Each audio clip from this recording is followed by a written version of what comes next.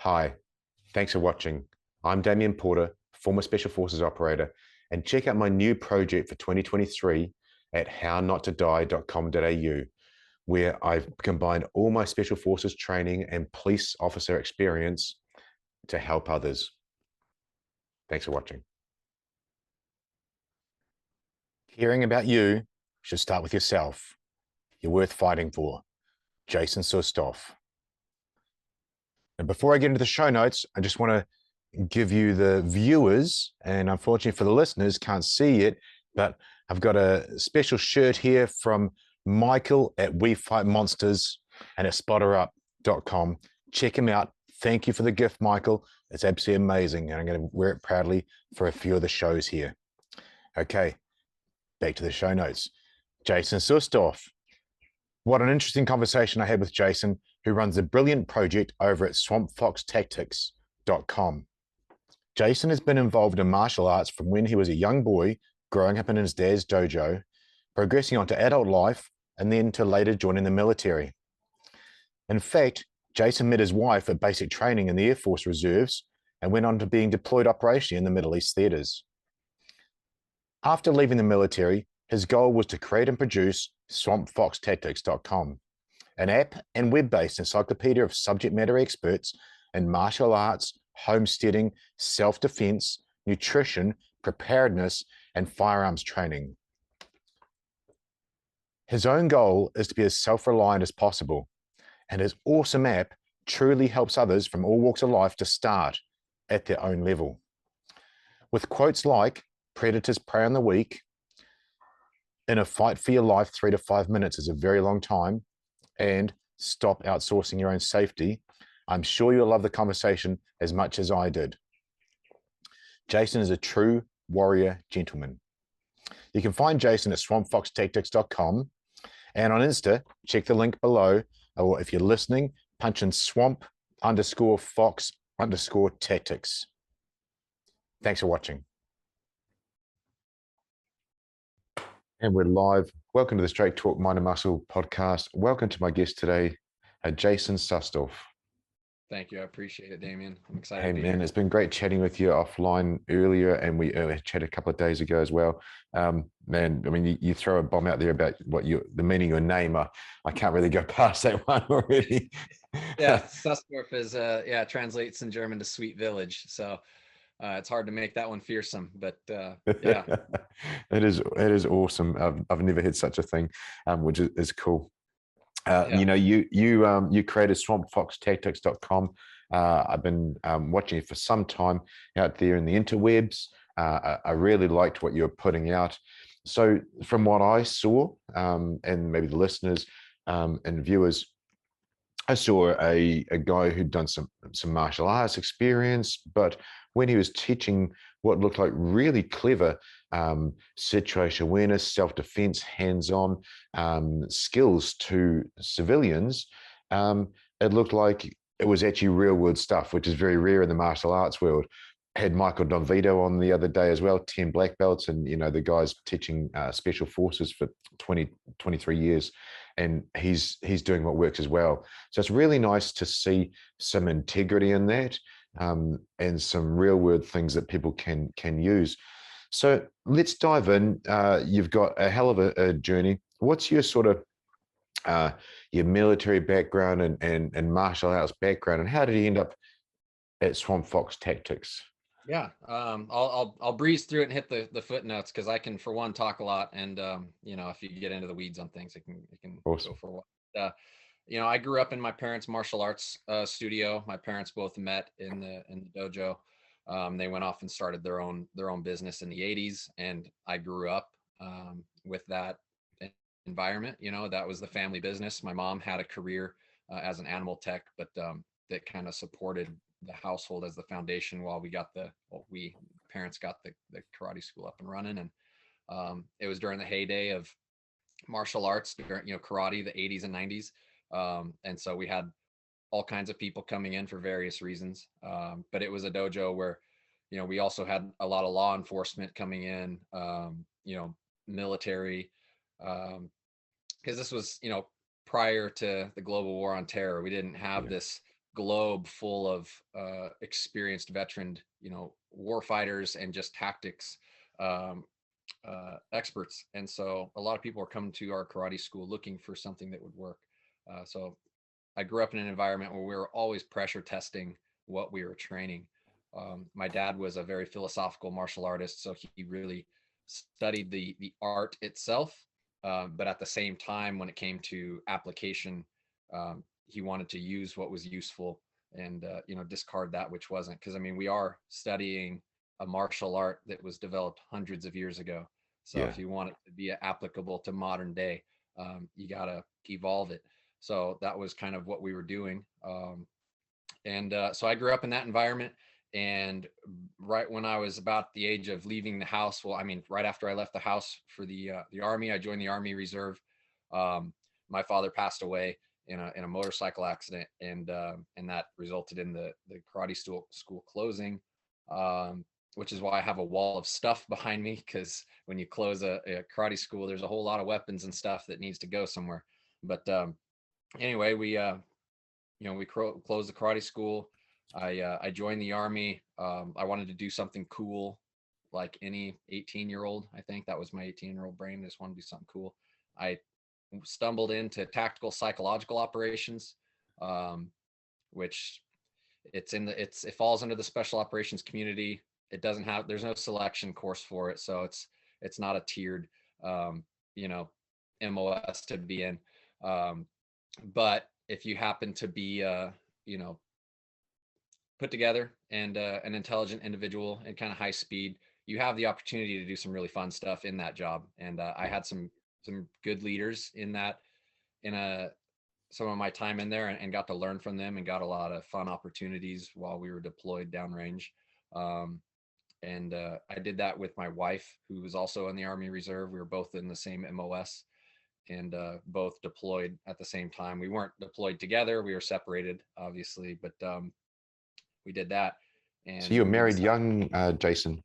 yeah, I met my wife. We met at basic training, actually, and so it was one of those things. We just got to see each other in our worst, and how we treat other people and how we operate in that sort of environment.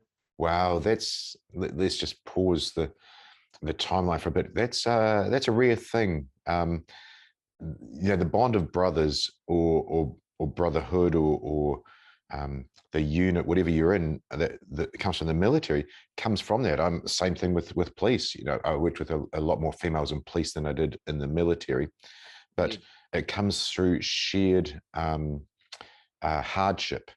Yeah, absolutely. Shared suffering, shared misery. Yeah, Um, which is so the civilian world, they don't they're not lucky enough to be exposed to it, not fortunate enough to be exposed to it. And it's controlled as well. I mean, we're not, just yeah, beating people up.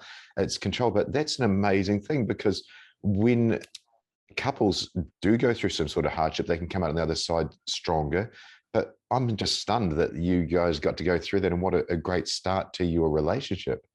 yeah, it was. It kind of conditioned us for being okay with being separated. It was the first time in my young life that I had cared about a female, in the way that I did with my wife. I had never been in love with a woman before, and so it was a strange feeling to, you know, the females get in trouble and they're all getting taken down to the sand pit, get punished as a group, and I'm sitting there realizing it's affecting me, and I'm wondering why. Oh, because I care about this person. But Yeah, and also the mental stuff that goes on joining the military at that time. You got enough mental load, and then you're putting, wow, the first time you're in love on top of that. There's a lot going on there. It would have really been formative, especially at that young age, before 25, before our brains are fully evolved, and then you're learning about brains as well. yeah, she knew she was doing a little more than I did. She joined the Army at 27, to pay off, her student loans. She was an English teacher, um, and so she joined the Army. She grew up on a farm in Montana, but joined the Army to pay off her student loans, and just kind of life took it from there. But her plan was to travel the world and see things, and then we met. change the course of things. But and because we were in the reserves, once we finished our training, we were on the schedule of 1 weekend a month, a few weeks a year of getting sent to a hua school or a cool guy school of our choice. And then it was that was 2006 when we joined, and Yeah. so there was the height of Iraq and Afghanistan, so we knew what we're getting into, and um, we did a couple of deployments together, which again strengthened our relationship because, I mean, there's the ever existing nightmare of when I come home from a mission, when I get back to the base from a mission, uh, the first thing I would do is find out what happened in her AO, because my biggest nightmare was my team leader coming in and let me know, hey, something happened, and that Mm. actually that scenario played out for me to where Oh no, that's tough. her entire team that she'd been working with, a group of Marines, they were all killed in action from a suicide bomber, and it was a 3-day meeting that she was a part of, and she was there the first 2 days. This was in Fallujah. And on the third day, she wasn't allowed to go out. And this was a decision from our unit, not the unit she was attached to, the Marines. Mm. Um, and she wasn't allowed to go out because they kept her up all night with details. And so, because she wasn't allowed to go out on that third day mission, she wasn't in the room when that suicide bomber detonated himself. So I got that message of, hey, you need to go to the talk and contact um, her detachment. And my only question was, is she alive? And that wasn't given to me. So that was the longest 100-yard walk from my chew to the talk. Um, Yeah. but we did have the luxury of having the secure lines, the SIPR lines. So we could contact each other on the SIPR lines, on the SIPR net, and have open conversations about our operations. How did your day go? Basically, oh, this and this, um, which made that nice. We could share our experiences. But yeah, so it built a foundation of us being strong, separated, Yeah. knowing that the other is capable of fending for themselves until we are together again. I Um, love that. I often say I don't get to see it very often, but a relationship that's super strong like that is 1+1 = 3. And I don't know the words. I always try and get it right, but as the sum of the whole is greater than the parts, or something like that. Indeed, yeah. It definitely, it all strengthened us, and so yeah, and we did a tour in '08, and then we deployed again in 2011. Um, and I worked jobs in between there because when we weren't deployed, again, we were basically civilians. And so I worked for the Forest Service for a couple seasons, the United States Forest Service, and fighting wildland fires, forest fires. Oh wow. Um, what's called a hell attack crew, and so it's a hand crew with hand tools, Pulaskis and shovels and chainsaws, and we'd fly, we'd take rides on helicopters to be kind of first in, boots on the ground for big fires. Um, and that was just such a fun job. It was Yeah. the lowest job I've ever done. But it was very fun. Um, so I got to do that I did that kind of in between my combat tours. And then we had the discussion of what we wanted to do at the end of our contract in the Army. And my wife knew I was kind of looking at wanting to go special forces. And I'd gotten to know some guys in the community, and I working with guys downrange with the ODA teams and stuff. Um, I just got to ask a lot of questions as far as what do I need to do, and what's the route look like, and things like that. And, my wife and I discussed it, and she said she'd fully support me if I wanted to do that because she saw what kind of soldier I was. But at the same time, her being in, she also knew what that life was. She Mm. worked with plenty of operators as well, and and she knew that. I mean, initially, I would just be gone for a couple of years, just in the initial, indoc Training. training and all that. So, um, she said she'd fully support me, but she didn't want to have kids if I went that route, Yeah. which was fair because it made me think, which a lot of men don't necessarily have to do all the time, or just we don't always take the moment to do that and consider the ramifications of the choices or our own aspirations. Um, but I did contemplate what I wanted, and I, more than anything, have always looked forward to being a father. That, I mean, it was Wow. really wasn't a hard decision, and but it was a fair one for me to have to consider. And so when our contract was up after our second tour, we decided we wouldn't fully get out. Instead, what we did was we crossed over to the Air Force Reserve, um, and I got trained in a job that I thought might be a little more applicable to the civilian world. So I became an air medic in the Air Force, um, and went did all the training for that, which was probably 9 months of training, I think. And That's a lot. Is it like a pararescue, like a helicopter paramedic? no, so this was air medical evacuation with it's fixed wing. Right. Um, and so it's basically you take any aircraft, you get trained to be able to convert any fixed wing aircraft that the Air Force has, any cargo fixed wing aircraft, into basically a flying ward. Wow. And air evac will pick guys up from,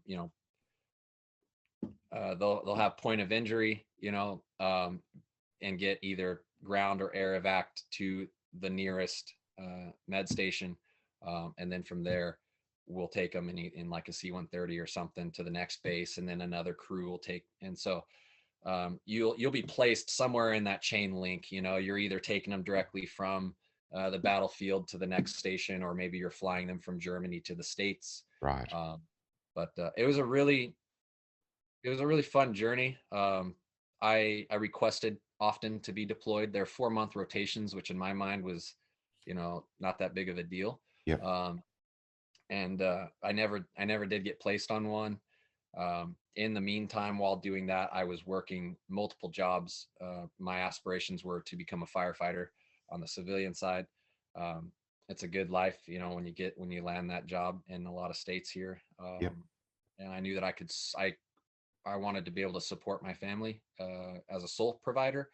And so that was the career I looked at, and I joined a fire academy. And I mean, this is all kind of overlaying. When I joined the fire academy, that was before my first tour, and I had to drop out of the fire academy to go on my first deployment. Yep.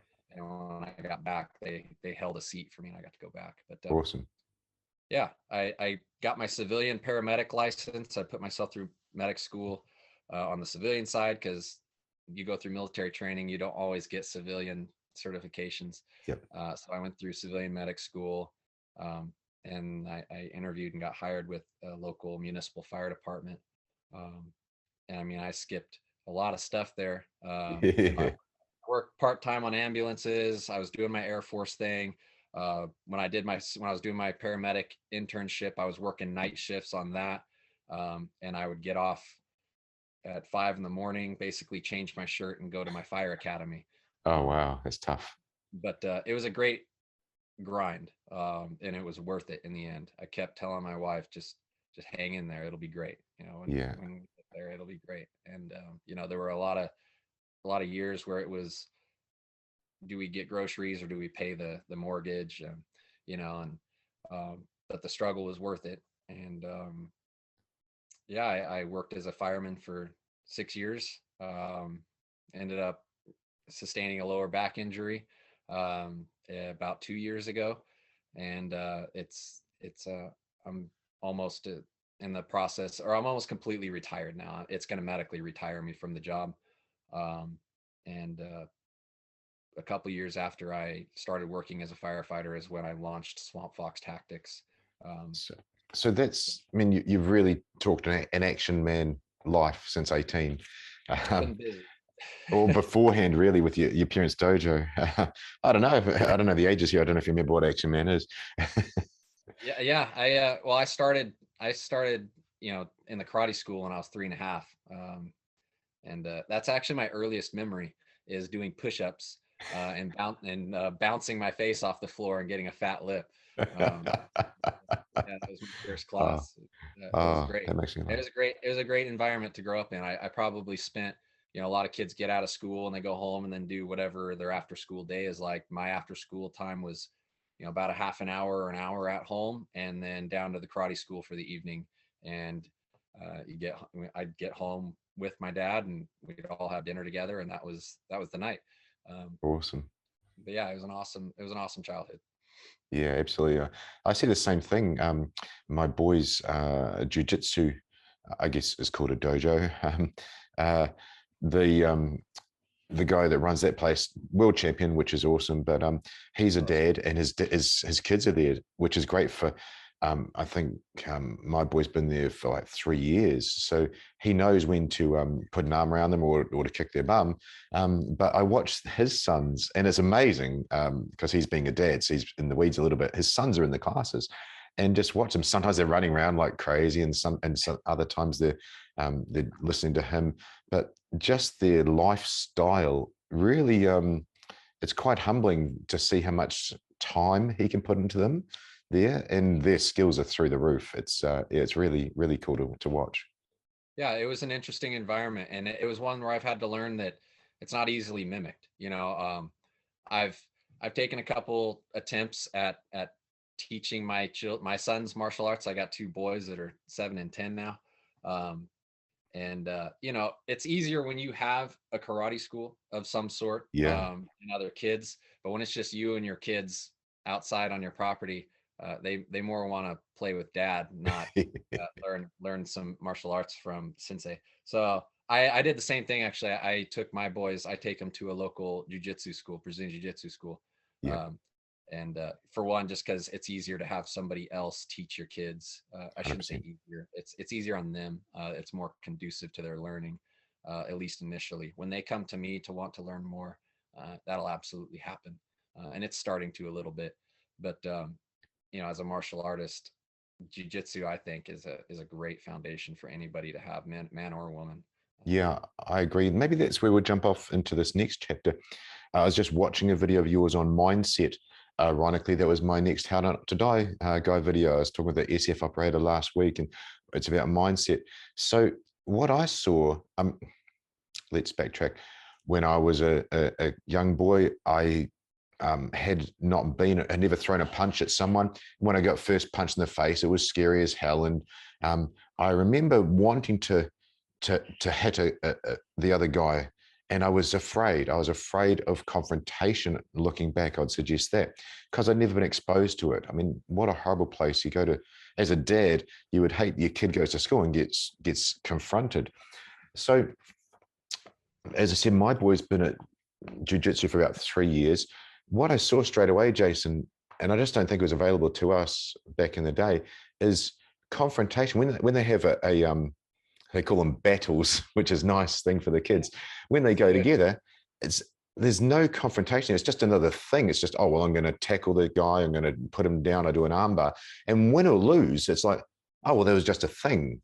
It wasn't a Yes. confrontation. And the exposure for these kids for that, I'm sure it's going to stand them in great stead for calmness and, yeah, mindset going into things. So great to teach at that young age. Amazing to see.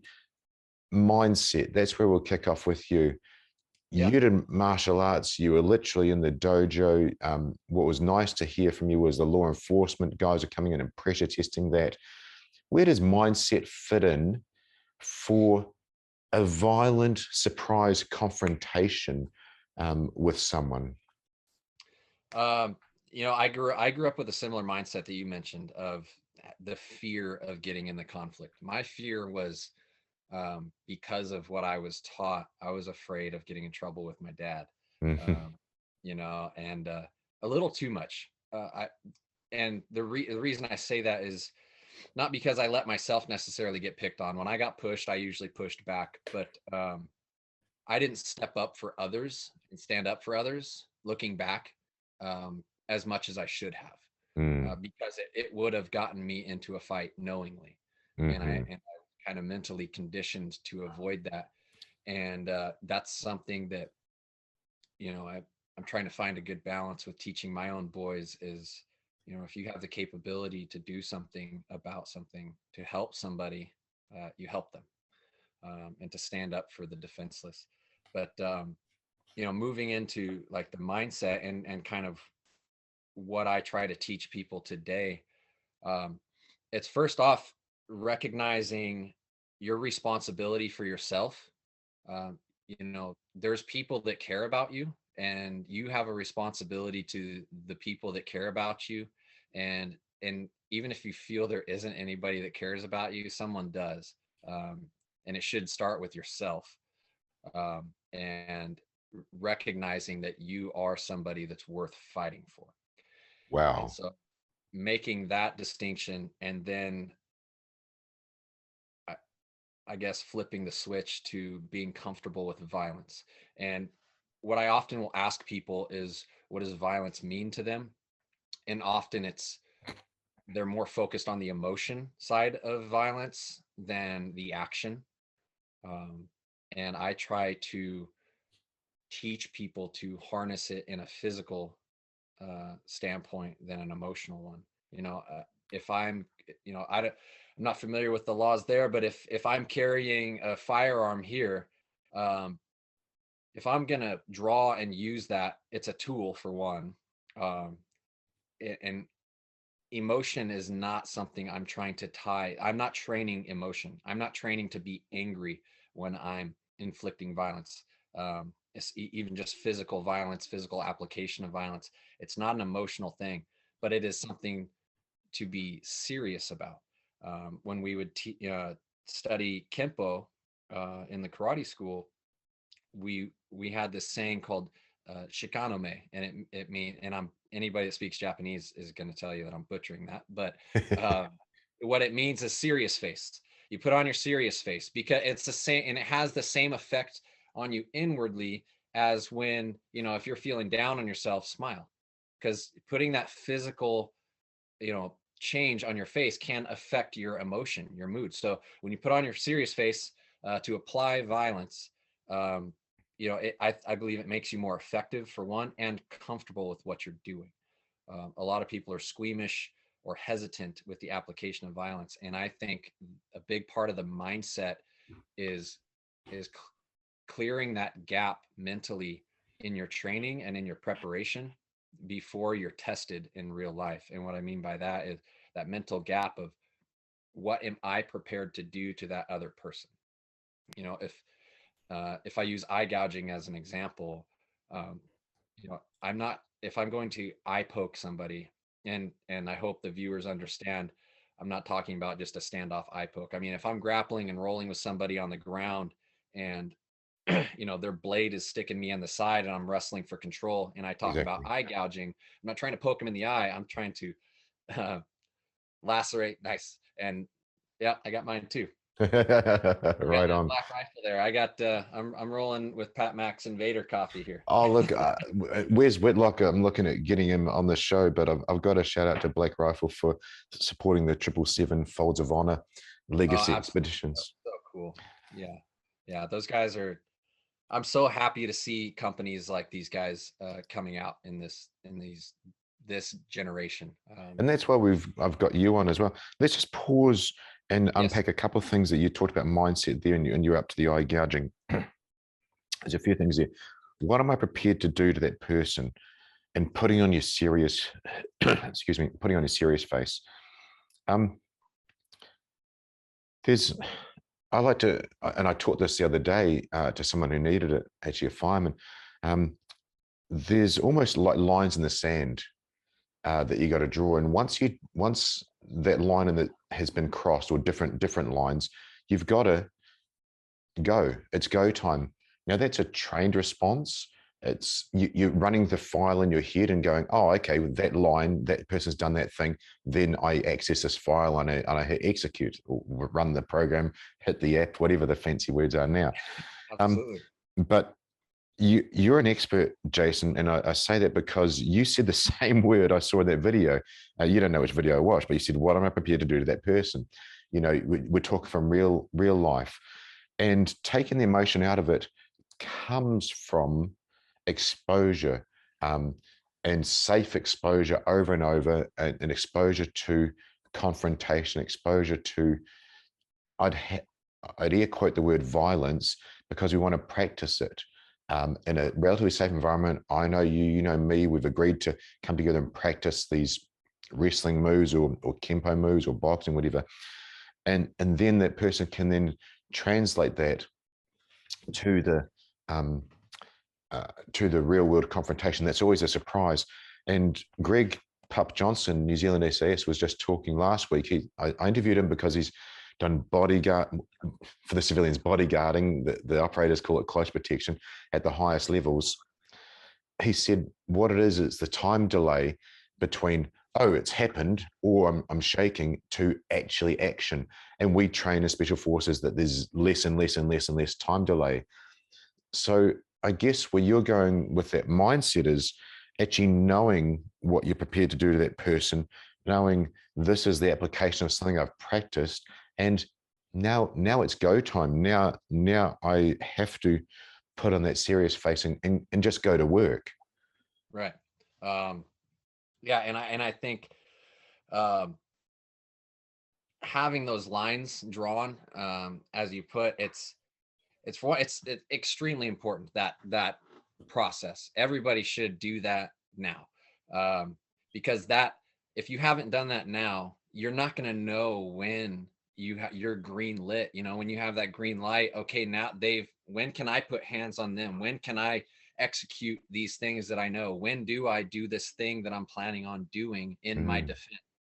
And so going over that now is the important part for people, knowing, okay, these are my hard lines. That's also why I'm going to do everything I can to dissuade this person from crossing this line. Yes. There's a lot of, I don't want to say just young men out there, but it's typically young men, but young men and women, that crave the fight, that are looking forward to the fight. That kind of used to be a little more okay than it is today.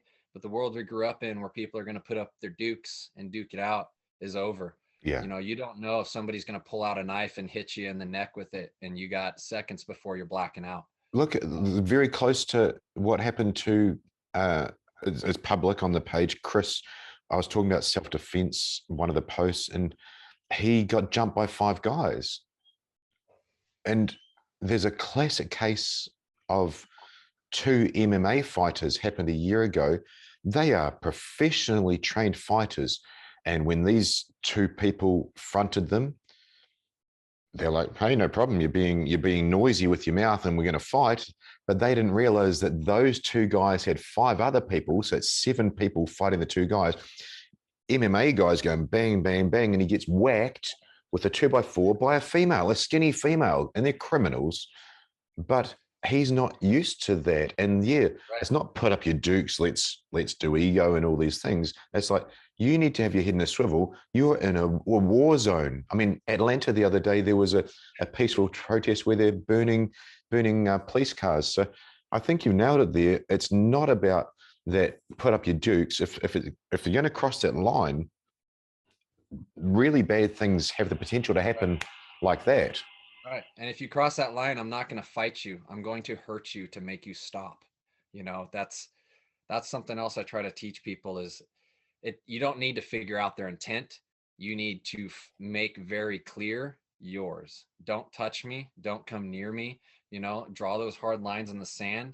And they can either heed your advice or they can learn the hard way.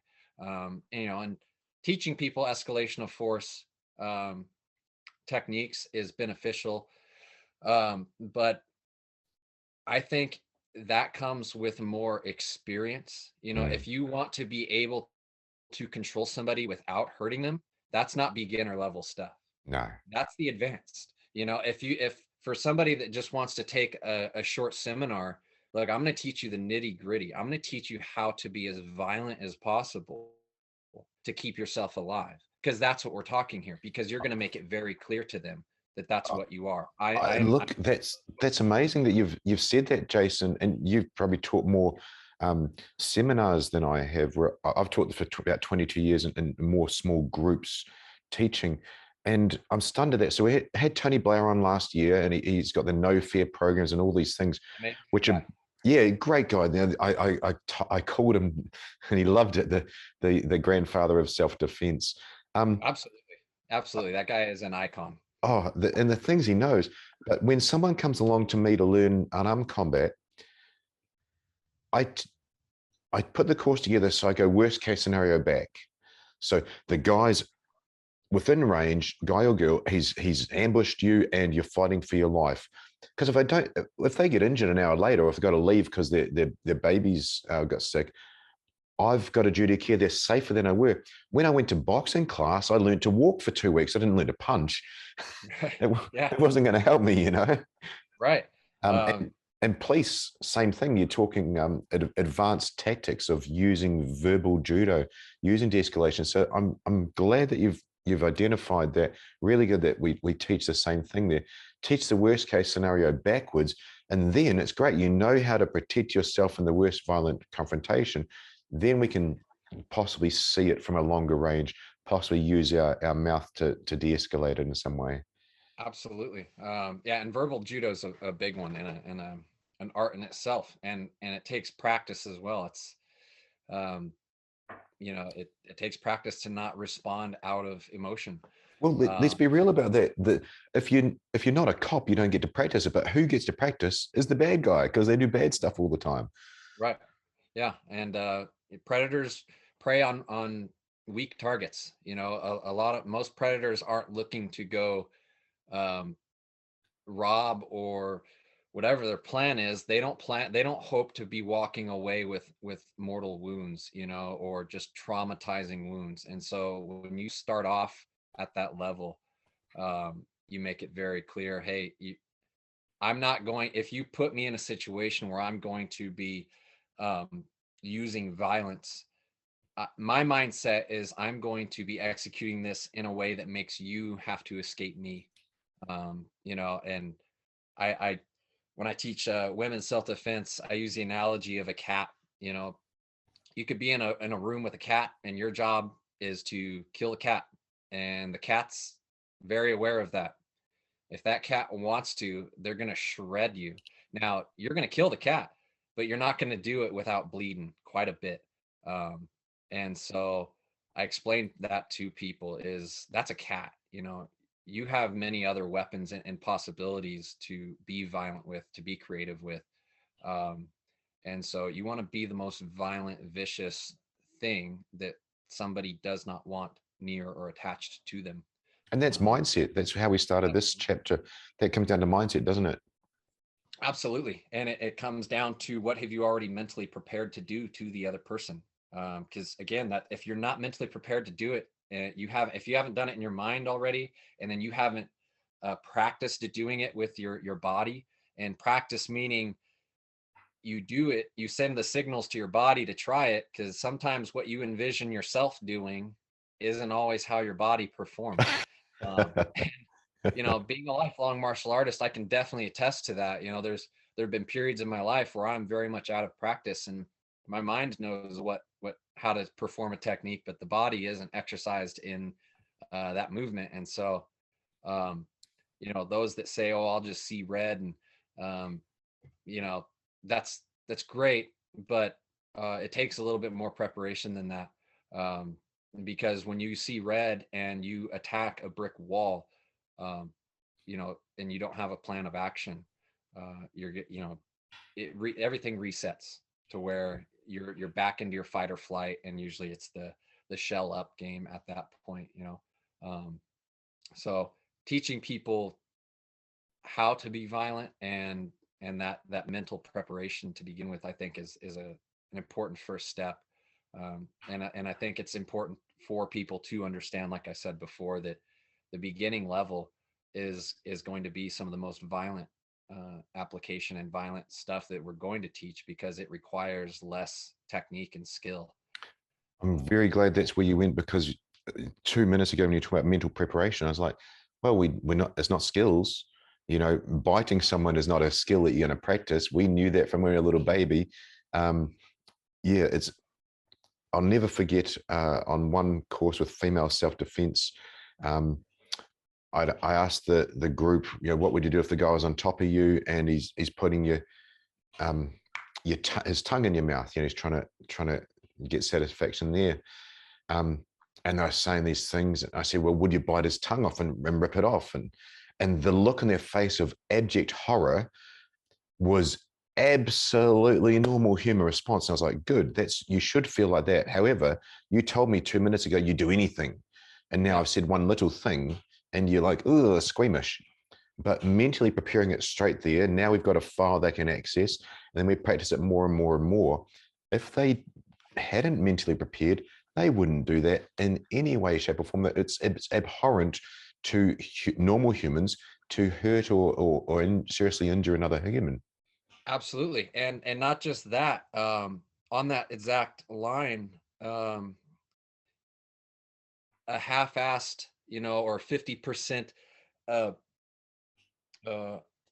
effort on something, on violence, like biting somebody, or like a half-assed eye poke, all that's going to do is escalate the violence of your opponent against Yes. you.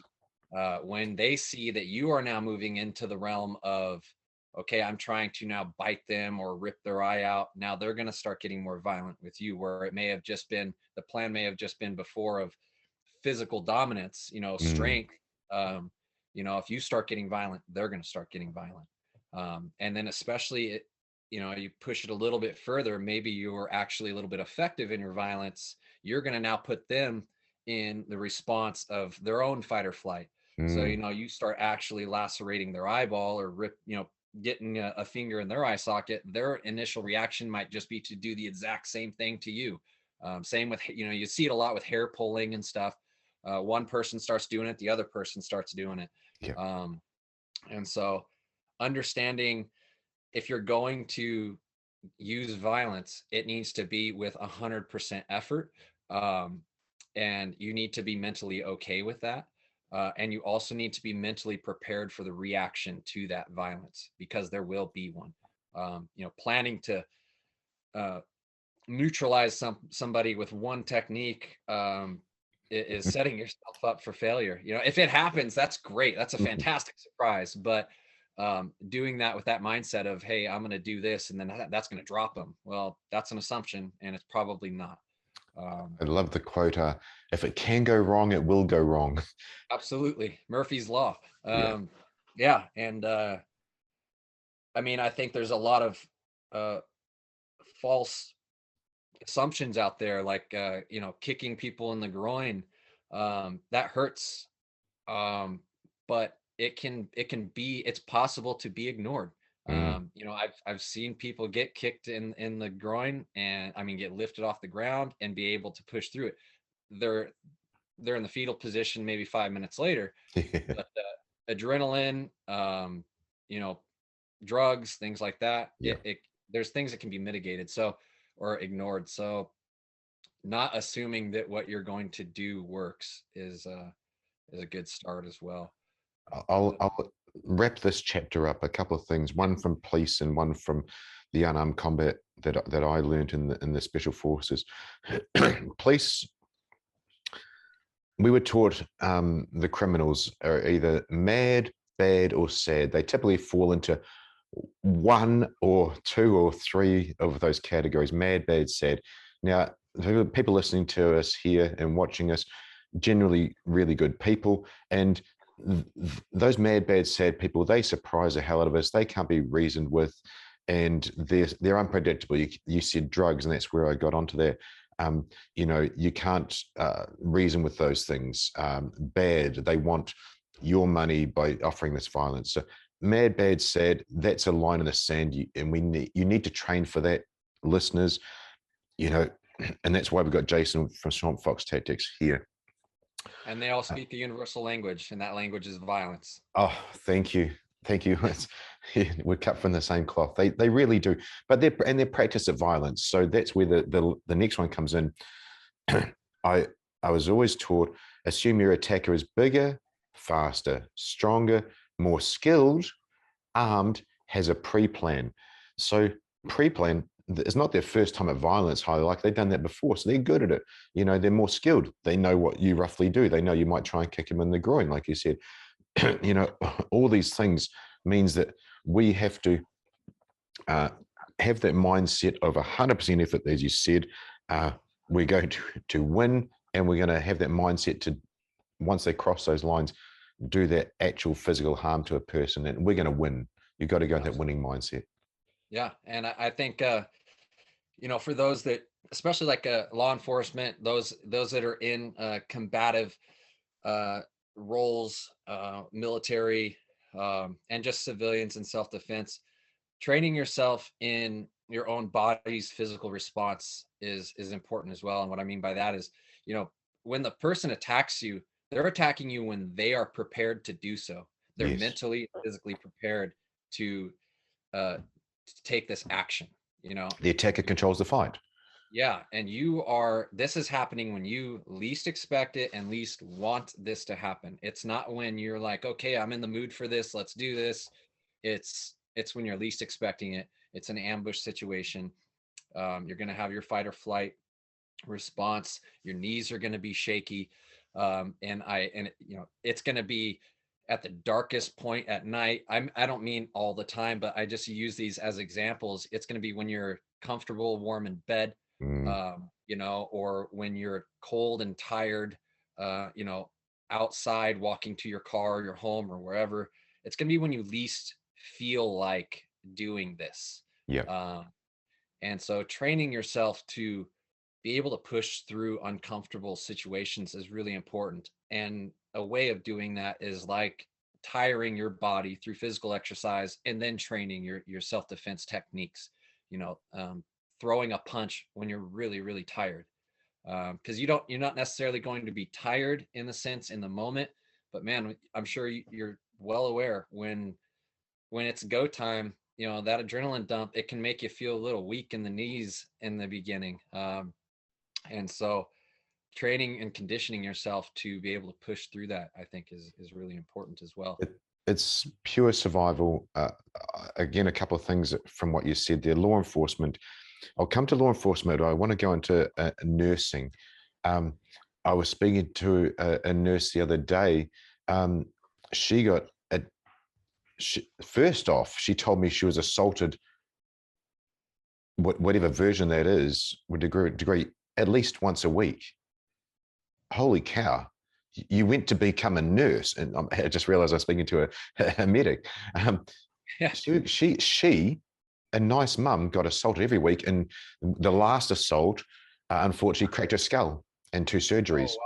Now, she went to work to help people, and she's getting assaulted. And this is not in bed, as you said, warm, but it's when she least expected it. And Absolutely. the mindset's not there. And then you said law enforcement. I was a police officer. I did not ever think I would be fighting for my life. I did not ever think I was going to be going to kill someone else with the gun. My job was to police and help people and lock up bad guys. But so often you see the American videos, it's gone from a traffic stop, or you've got the guy out of the car just talking to him, and literally it turns into a fight for his life if the guy's trying to grab his gun. That cop woke up, probably next to his wife, and put on his uniform to go to work. He did not think he'd be in a fight for his life. So even the people that are trained, Right. It's unexpected, Jason, is what I'm trying to say. Absolutely. And even those that are training, you're training on the mats, you know, you're training in typically controlled environments. And when you're going to be applying that is like the scenario you said, it's going to be when you're on night shift, you're getting out of your car, your warm car, you're stepping out into the freezing cold night. You're probably a little wet. You know, you're going to be extremely uncomfortable and alone. And there's going to be natural fear and anxieties, and keeping that balance of being ready to flip the switch, you know, is really important, because like you said, it goes from friendly chatter to, again, I'm fighting for my life, because during that friendly chatter, that person is mentally preparing, okay, I'm gonna punch him, I'm gonna sucker punch him here, and then I'm gonna go for his gun, whatever it is. Yeah, and I'm just trying to get his license number. Yeah. And you know, those those um those physical cues The pre-fight are, indicators. yeah, the pre-fight indicators are so important. And those are, I am so shocked, when I see people, through the CCTV cameras and stuff. Mm. The body language is so obvious sometimes before the attack. But what a lot of people are experiencing is this normalcy bias of, well, that can't happen to me. It Whatever can't this happen to me. It won't happen person's to me. acting weird. Yeah, this person's acting weird, but they're not going to murder me right now. When in fact that person's thinking we're going to rob them. Then they change their mind mid robbery. You know what? This person knows what we look like. Let's just kill them. Mm. Um, and so, I mean, just having that, like we said, the mental preparation so that no thinking really needs to occur. The line is crossed. I know what to do. Green light. And I'm now just acting more than I am thinking. Um, and the more you can act, physically take action without having to do a whole lot of thinking, you free up your mind to think about other things. If you get comfortable rolling into jujitsu school, when you get grappled on the ground with somebody, you can have the frame of mind to start looking around for resources while you're still, controlling that person, And because looking you're around so for those other 5 people. right. Exactly. You can identify the other attackers, all sorts of things. I mean, I experienced it a lot in firefighting. Of the first time I went on a structure fire, I mean, it's tunnel vision, and I Yeah. see that one thing I'm supposed to see.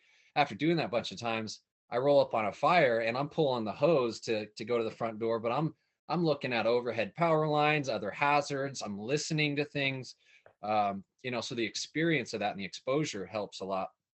And what a lot of people can do is really condition themselves to be under high levels of stress, train in groups. So you have to train with multiple attackers, train outside, get in the mud and water and get dirty and uncomfortable, because you're definitely not going to be uncomfortable in a real world situation.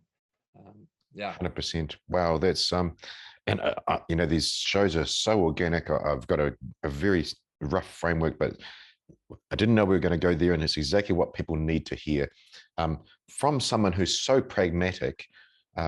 Jason, I don't say that lightly. You're a realist without being a fear-based. Oh, I'm not sure the fancy words there, but you don't do that for fear. You say it through realism, and every time you said something, I could see myself in those situations or see other people there. Just a side note. People always tell me I haven't got the paramedic uniform in my wardrobe. I got the army, I got the police, I got the fireman. I think you've got the paramedic one. So Yeah, first I don't person I have met law with three. enforcement though. I didn't go that route. That was the split. Am I going to go law enforcement or firefighting? Yeah, yeah. And it's funny, on just a random tangent on that, I have gone to one of those locations in the uniform for another by mistake, because getting off the night shift of an ambulance, and then I'm supposed to go I thought I was supposed to go to the Air Force base. I was actually supposed to go to work, into my other job, and I was going to the job I'm supposed to, but I'm wearing my Air Force uniform, had to turn around halfway, go home and change. My wife would hang the uniform that I need to wear of the day and have, my meals packed. But yeah, random tangent on the uniforms. Crayons, we're crayon guys, no thinking involved, like you said. Look, you're in a different place now. And we said at the start, you literally created swampfoxtactics.com. Can you please sort of broad brushstrokes what that is for the listeners? I mean, I was enchanted, is a possible word. I was very impressed with that and your videos you put out. Talk us through swampfoxtactics.com and what that involves. Sure. So I initially started as a self-defense company, because that was the initial way I saw to help people. But self-defense isn't just the physical self-defense, from attackers. Um, the world is changing and becoming more dangerous. Um, and I think it's extremely important for people to be as self-reliant as possible. Everybody Self-reliant. outsources their safety and their health and their security to other third-party resources. If something goes wrong, I'll call the police. Well, in a fight for your life, 3 to 5 minutes is a really long time, and that's if you're getting a 3 to 5 minute response time. Mm. So there's the self-defense side. We teach self-defense. and then there's the other side of it of surviving violence. And so the emergency medical side. So I, through Swamp Fox Tactics, I specifically personally teach self-defense and emergency medical training for the civilian and Awesome. for law enforcement and paramilitary. Um, but I wanted to really affect people in their ability to be more self-resilient and self-reliant. And so I've become more of an emergency preparedness company. And I've done that by creating a mobile app that I'm looking forward to working with you more on and developing. But the mobile app is a place for subject matter experts and professionals of various backgrounds and wheelhouses to share their personal wheelhouses with um, anybody that wants access to the app. So everything from unarmed and armed self-defense and personal emergency medical training to wilderness and urban survival and homestead gardening. Um, and those latter few, I think not a lot of people are looking at so much right now. Yeah. But what they don't, I try to forecast as much as I can. And what people don't realize is the food on the shelves at the store is not always guaranteed. Well, I heard a quote started about a year ago. The average human household is seven meals away from anarchy. Yeah, yeah. I think that's true for entire countries. Mm, And you know, yeah, 7 meals. I mean, you're looking at a few days. And a lot of people don't have a plan for what happens when I turn on the faucet and nothing comes out. I mean, mm, water is a big one. How do mm. I just not just for drinking. I mean, that's just not just drinking, but personal hygiene and things like that. So teaching people those alternate resources and how to make plans for themselves, their families, um, I think is extremely important because I'm really tired of seeing good people become victims to unfortunate circumstances and to evil. And there is plenty of evil in the world. The world that everybody grew up in is gone. It's different. And so we have to adapt and evolve. And I chose the Swamp Fox because I have some personal ties to that heritage. But I encourage people to look up the Swamp Fox heritage. He was an American revolutionary during the American Revolutionary War, and he's kind of a grandfather of uh, unconventional warfare, guerrilla tactics. And Awesome. my unconventional warfare tactics are bringing those resources to the general population so that they can take care of themselves, because those third party resources that they outsource their own safety and personal health to aren't always going to be guaranteed. And I'm not saying they're going to devolve and we're going to be in this Mad Max world or anything, but who's to say that you're not going to have to go a couple weeks on your own Well, without. let's be. You mentioned the Invader Coffee, Pat Mack, and I said Wes Whitlock is the owner there. So Pat Mack, former Delta Force, and I think a month ago over in a rally in North Carolina, I think it is, the power went out Yeah. because of it. There's been some terrorist attacks on the power stations. Long story short, I think they were out for about 7 days. Well, he's not a prepper thinking Armageddon like you're stating. It's not Armageddon, but how do you flush the toilet? How do you do this? How do you do that? Ironically, he had just built himself an outhouse that used a composting toilet 5 days earlier. Um, it's just ownership. It's be an asset. Absolutely. and So and who else are you responsible for? yeah, Every and people understand insurance policies. We have insurance policies for our cars, our homes, our life. um, they're monetary. We don't all have insurance policies for our physical utilities and our own infrastructure, and then our own personal health and safety. Our immediate, you are your own first responder. It's becoming more popular, that saying among a lot of different agencies, and I'm really happy to hear it because people need to understand that. Being I'm sure you've experienced this too. in emergency services, in emergency management. When we go on calls, the people that, the CPR calls, I'll use that as an example. The people that you're more than likely to bring back to life are the ones who dropped and somebody else that was already there immediately started doing CPR. Somebody else there knew what to do and did the most basic thing, but the most important thing for that person to live. Yes, we facilitated in saving that person's life, but that initial first responder is the one that really takes all the credit, because if they hadn't done that first thing, then everybody else wouldn't be able to continue saving that person's life, or Oh, just know how to apply a tourniquet. yeah. um, Very simple things. And a lot of people wait until they have a brush with fear or danger or death before they go get the training. And I try to just remind people that you have others beside your own health and safety that you're responsible for, Yeah. and getting yourself as trained as and prepared as possible, it just makes you a better person.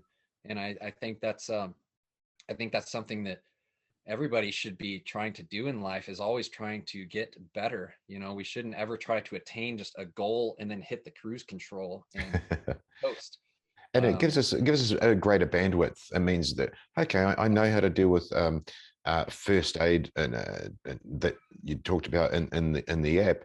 Now I can put that in the back of my mind. Now I'm not concerned. Now I know how to deal with what if the power goes out for 3 days and we need to rely on the food in the garden.